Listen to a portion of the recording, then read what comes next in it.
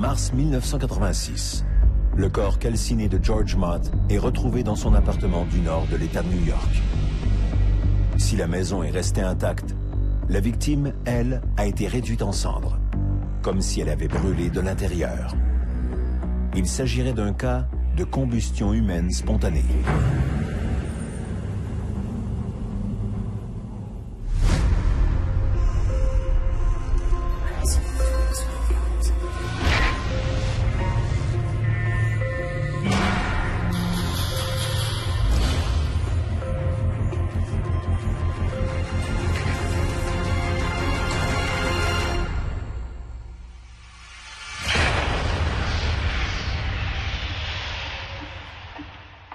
En 1853, l'auteur anglais Charles Dickens publie Bleak House. Au gré de l'intrigue, Dickens fait disparaître l'un de ses personnages dans un nuage de feu, une combustion humaine spontanée. À l'époque de Dickens, il était de croyance populaire que les alcooliques invétérés pouvaient s'enflammer d'eux-mêmes, et ce justement à cause de leur goût immodéré pour les spiritueux, très inflammables. Si aujourd'hui cette association entre combustion humaine spontanée et alcoolisme est chose du passé, le sujet n'en demeure pas moins d'actualité. En 2010, le corps d'un homme de 67 ans, Michael Faherty, a été retrouvé dans son petit meublé de Ballybane en Irlande. Le corps de M. Faherty avait pratiquement été réduit en cendres, alors que son appartement n'avait que très peu souffert de l'incendie. Le médecin légiste, le Dr Ciaran McLaughlin, incapable de trouver une explication rationnelle au décès de M. Faherty, en a conclu que le septuagénaire avait probablement été victime d'une combustion humaine spontanée. Aujourd'hui, je vous propose une exploration au sein de l'un des phénomènes les plus controversés de l'histoire du paranormal, la combustion humaine spontanée.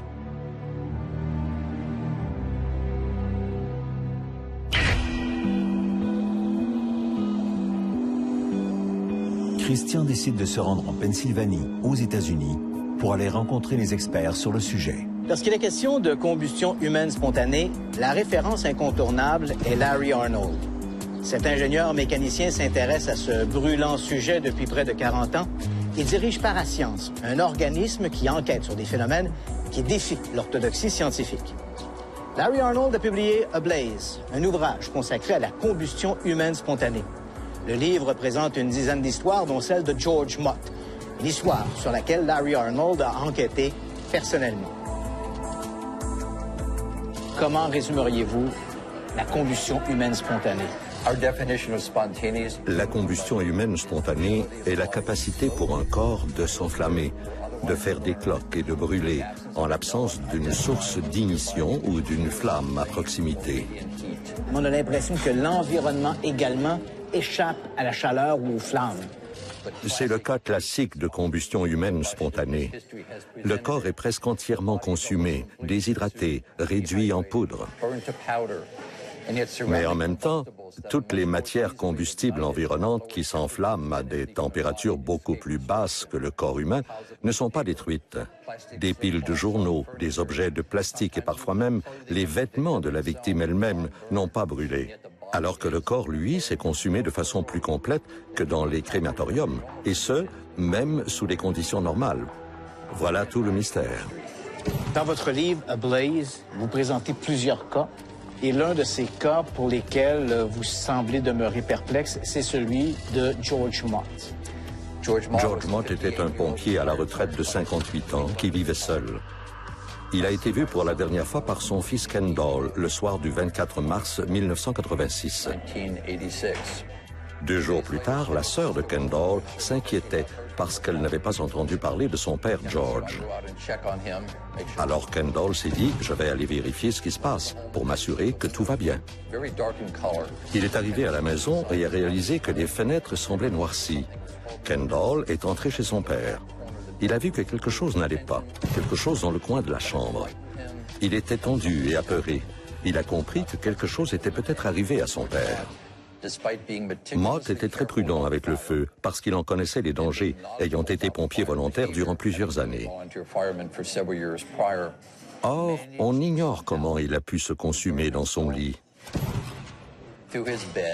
à travers les vieilles planches, les 2x8 qui supportaient le lit et même l'espace en dessous.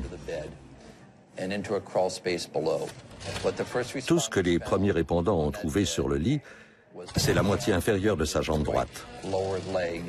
Le reste de M. Mott s'est pulvérisé, de la poussière sèche. Il a fallu sortir les cendres à la pelle. George Mott pesait environ 180 livres. Tout ce qu'on a pu sortir de sa maison 2 jours plus tard, c'est environ 2,5 livres de cendres, une jambe et un squelette rétréci. Étrangement, le feu n'a pas dépassé les limites du lit. Au bout du matelas, de la literie et les 2 pantoufles de M. Mott ont même été retrouvées intactes.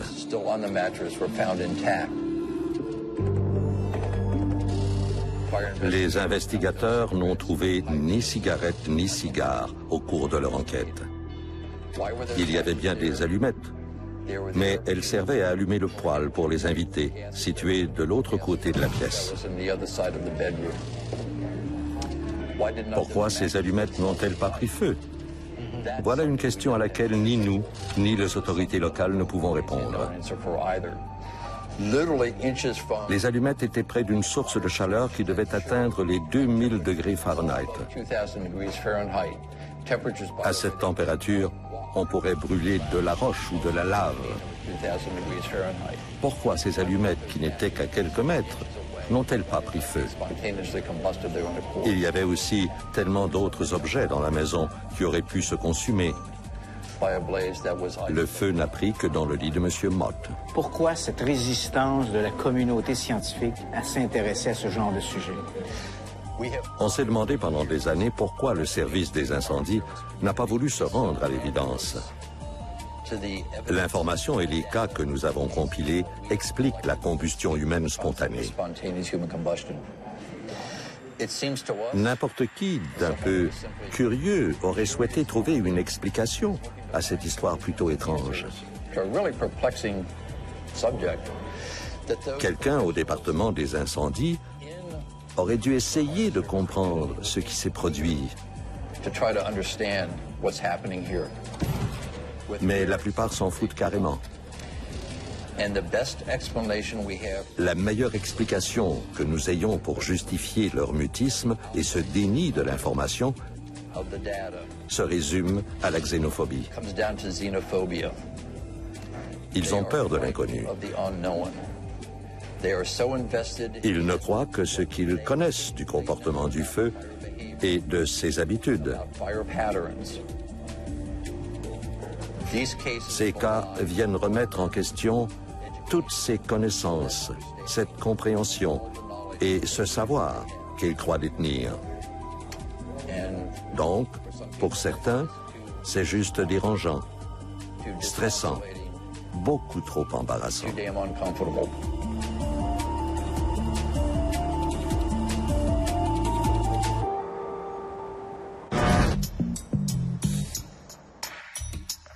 Notre enquêteur veut vérifier l'opinion qu'ont certains experts de la combustion spontanée pour expliquer le phénomène plus en profondeur. L'une des hypothèses les plus populaires pour expliquer le phénomène de la combustion humaine spontanée est l'effet mèche ou l'effet bougie. Dans ce scénario, les vêtements et le corps formeraient une espèce de bougie inversée. Les habits seraient la mèche et le corps, avec ses tissus graisseux, formerait le combustible. Hypothèse d'ailleurs endossée par le Bureau des enquêtes fédérales aux États-Unis, une source d'allumage, une cigarette ou un radiateur placé à proximité mettrait le feu aux vêtements. Dans un environnement mal aéré, les flammes seraient circonscrites dans un lieu limité et pourraient perdurer pendant des heures, réduisant le corps en cendres.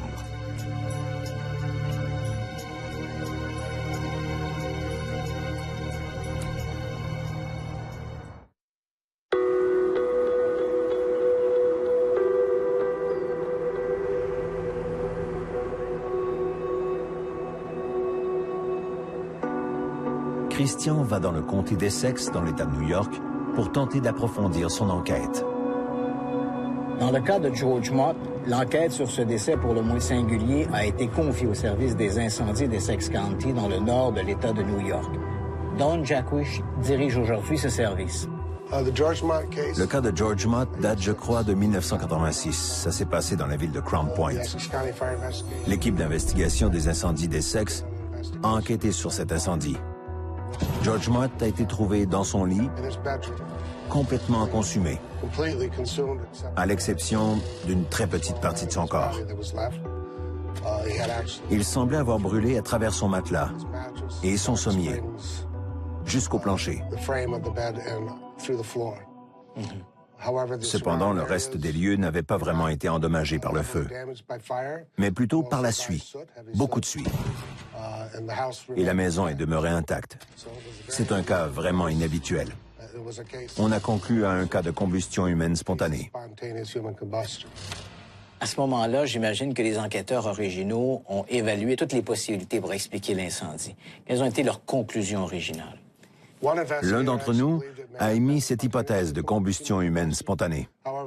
Plusieurs agences, incluant le département d'investigation de la police de New York et d'autres enquêteurs de notre unité d'investigation, ont pu trouver le point d'origine du feu.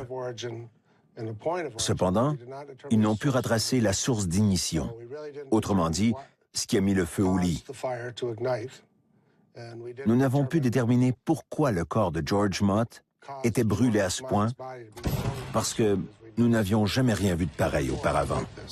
Est-il possible que George Mott ait été victime de l'effet chandelle ou l'effet bougie? L'effet bougie, c'est... En fait, il y a beaucoup de tissu adipeux dans le corps humain. Si un corps prend feu sur un matelas, comme dans le cas de l'effet bougie, le matelas devient la mèche et le corps la cire. Si la pièce est faible en oxygène, le corps va brûler comme une chandelle, grâce au matelas qui sert ni plus ni moins de mèche. C'est sans doute la meilleure explication pour ces cas où des gens ont été retrouvés dans un tel état. Pensez-vous que George Mott a pu être victime d'une combustion humaine spontanée? Je n'écarte pas la combustion humaine spontanée. Je suis plutôt sceptique. C'est dommage que ce ne soit pas arrivé à notre époque, parce que nous aurions plus de ressources pour expliquer ce qui est vraiment arrivé. Je ne dis pas que ça ne s'est pas produit. Je ne peux pas l'exclure. Mais les conditions qui prouveraient le contraire sont très minces, comme par exemple le parfait taux d'oxygène, pas d'embrasement spontané, pas de retour de flamme ou de fenêtre brisée. Alors oui, c'est très inhabituel. C'est un feu anormal et les conditions dans lesquelles le corps a été trouvé le sont aussi. Est-ce que le feu qui a brûlé George Mott a réagi de la manière dont un incendie ou des flammes vont se développer dans un environnement relativement clos? La plupart des corps brûlent à partir de l'extérieur. Le corps de George a brûlé comme si le feu avait pris de l'intérieur vers l'extérieur.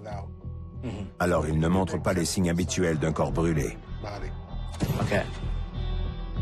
Et avez-vous déjà rencontré un cas semblable à celui de George Mott? Non. C'est le seul cas que j'ai vu où presque 80% du corps était réduit en cendres. 30 ans plus tard, on est toujours au milieu d'un mystère. Tout à fait.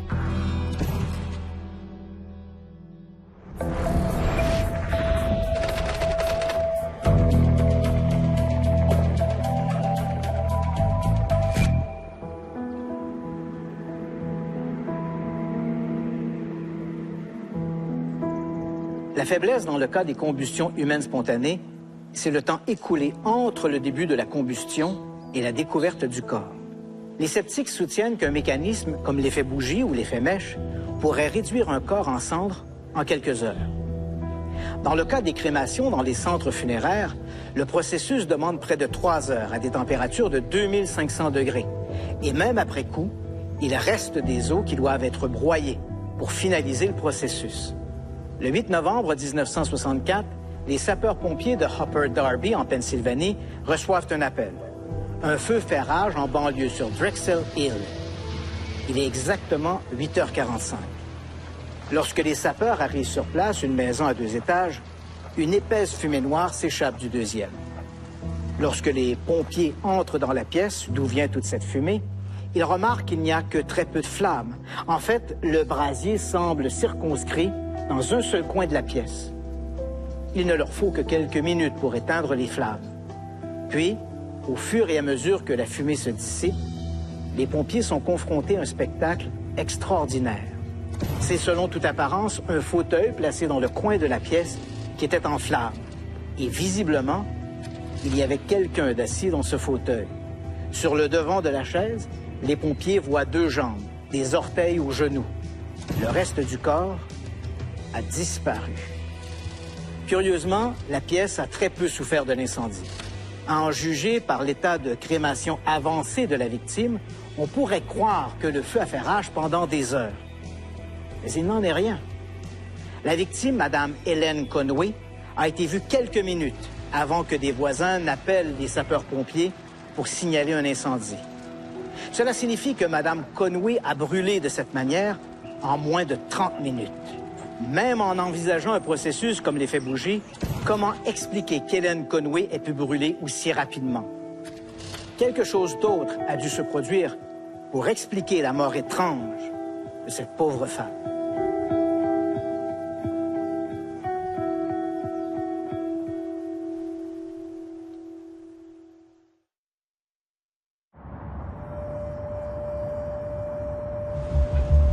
De retour à Montréal, Christian rencontre Régis Solery, médecin et professeur d'anatomie à l'Université du Québec à Trois-Rivières, qui a étudié la combustion humaine spontanée. Si je le savais réellement, j'aurais écrit un livre complet là-dessus. Ça peut être, d'une part, ce que la science dit toujours, c'est le weak effect, c'est-à-dire l'effet mèche. Et la plupart des gens disent, en science, ben voilà, on a compris, ça explique ça. Moi, je suis pas du tout convaincu par cette explication. Une hypothèse beaucoup plus récente, qui a été soulevée par un grand scientifique, mais autodidacte. Et selon Brian Ford, ce scientifique, selon lui, la succession des événements est la suivante. Le phénomène concerne souvent des gens qui sont pas en pleine forme, disons. Donc, ce sont des gens qui ont probablement des métabolismes biochimiques qui sont pas tout neufs. Ces gens-là vont utiliser pour faire de l'énergie, on utilise nous en général les sucres, mais eux vont utiliser beaucoup plus de lipides que des sucres. Les triglycérides qui sont formés libèrent du glycérol, ça fait de l'énergie, et des acides gras. Je vous l'avais dit, c'est un peu compliqué, mais les acides gras peuvent rentrer dans les mitochondries, ce sont des petits organites qu'on a tous dans nos cellules. Dans ces mitochondries, ils vont se transformer, plusieurs étapes, et ça amène, entre autres, un petit peu d'acétone. Cet acétone se retrouve dans l'expiration, dans l'air expiré des patients, et va également se retrouver dans le tissu adipeux. Eh bien, s'il y a de l'acétone ambiante, il suffirait d'électricité statique par des vêtements pour déclencher effectivement du feu. On le sait, quand on utilise de l'acétone dans des laboratoires, il faut des conditions de sécurité vraiment extrêmes. Donc c'est très inflammatoire. Maintenant, comme je disais, c'est une théorie qui n'est pas vérifiable expérimentalement. Donc ça reste à l'état de théorie. Je n'ai jamais entendu parler d'un cas où on aurait trouvé un individu intact de l'extérieur et qu'à l'intérieur, au moment de l'autopsie, on aurait découvert, par exemple, les organes brûlés. On ne voit pas d'ailleurs comment, de l'intérieur, il pourrait naître cela, même si on prend l'hypothèse de l'acétone comme, disons, la plus séduisante, même si elle n'est pas bétonnée, ça ne prend pas à l'intérieur. Ça reste donc toujours une source extérieure. A priori, oui. Alors certains disent, oui, mais il y a des gens chez qui on n'a rien trouvé comme source. C'était des non-fumeurs, il n'y avait pas de feu de cheminée, il n'y avait rien du tout. Oui. Bon. Pourquoi, si ça se produit chez des êtres vivants, pourquoi n'a-t-on pas documenté des cas de combustion animale spontanée? C'est vrai qu'il n'y a pas de cas connus de ce phénomène chez l'animal. Il y a une explication qui est tout à fait logique. Un animal ne s'allume pas une cigarette avec un briquet, etc. Mais je crois que si on remonte un peu plus en avant dans l'histoire, c'est une explication qui serait plus l'humain est différent de tout le reste. Et d'ailleurs, on sait que c'est un phénomène, la combustion humaine dite spontanée, qui a été considéré comme une punition divine initialement. Et on ne punit pas un animal sous prétexte qu'il est alcoolique. Alors je pense qu'il y avait, d'ailleurs on appelait ça le catacausus ebriosus, hein, qui fait mention de l'ébriété. Alors évidemment, ces hypothèses-là n'existent plus, mais je pense que ça aussi a un lien avec ça. Cette punition, entre guillemets, divine, ne peut évidemment concerner que l'espèce humaine. Et c'est vrai que dans le cas des combustions humaines spontanées, la reproductibilité de l'expérience est excessivement difficile. Oui, parce qu'on ne sait pas quel est le point de départ. Donc, est-ce qu'on va utiliser une substance pour accélérer ou pas? On ne sait pas quel est le point de départ.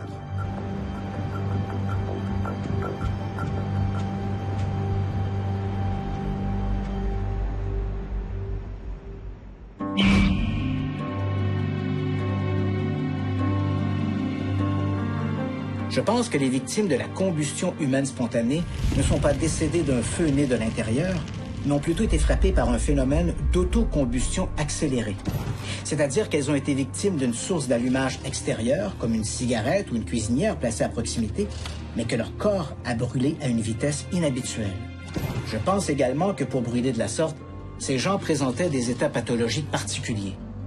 Malheureusement, j'ignore quels sont ces états pathologiques. L'élément X m'échappe encore. Bien sûr, je ne rejette pas entièrement l'effet bougie ou l'effet mèche, mais cette hypothèse est très controversée dans certains cas, comme dans le cas de la mort d'Hélène Conway, et doit être écartée dans les situations où il y a eu des témoins oculaires ou des survivants. Dans le cas des combustions humaines spontanées, il faut bien l'avouer, la mécanique nous échappe encore.